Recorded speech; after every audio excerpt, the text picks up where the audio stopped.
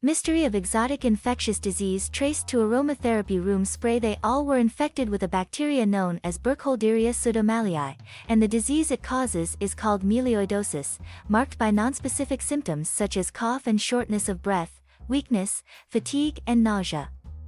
It's most commonly seen in Thailand, Malaysia, Singapore and northern Australia, and is found in soil and contaminated water.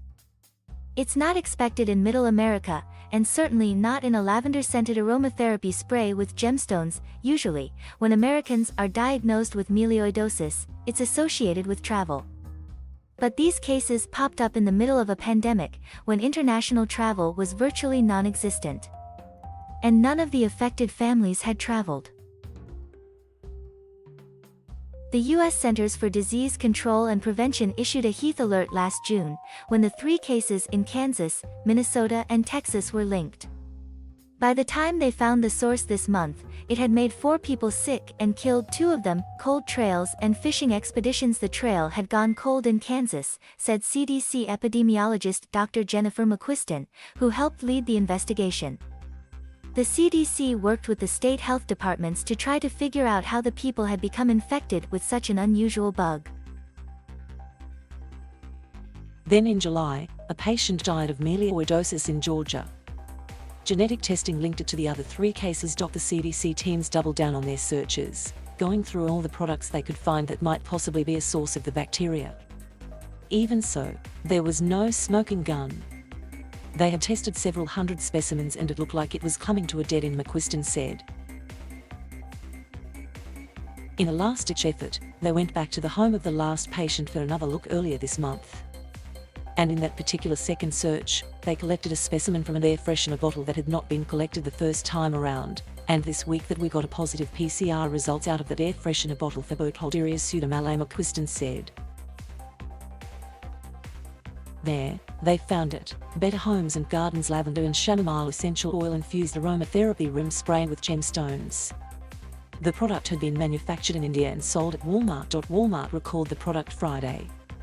We were also relieved to have something that pointed to a source of infection because our biggest worry was that whatever had caused infection in those 4 previous cases might still be out there posing a health risk to people, McQuiston said.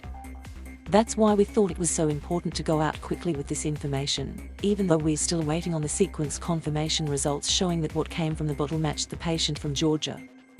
The PCR results are what prompted us to go forward with this announcement.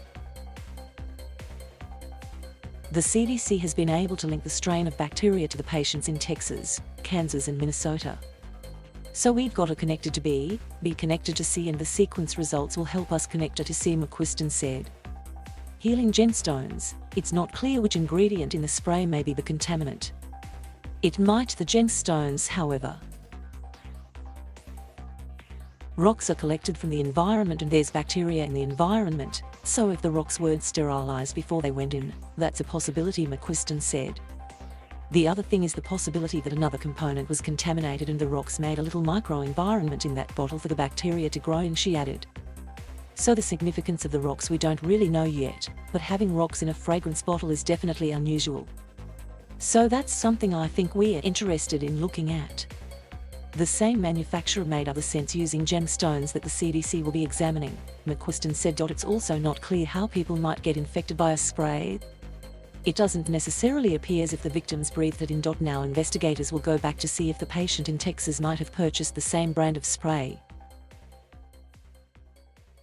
There was not a mention of this specific product or brand in the initial interview questions I think that the states undertook with those families, McQuiston said. I believe there was a mention of a possible fragrance room spray in a family member of the Texas patient. So I think we're going to try to go back and drill down a little more carefully. This is the difficult part. We may or may not ever make that connection, given that we're several months out now. The bottle may not be in the home anymore, but I think there's going to be an attempt made. It likely will not be possible for the Kansas patient, who died in March, or for the Minnesota patient, she said.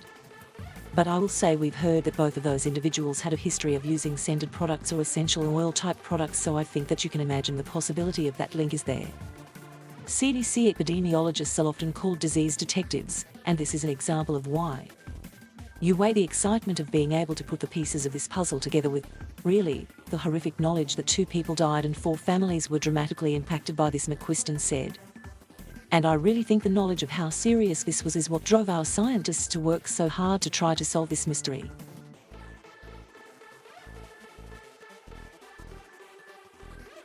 Thank you for watching.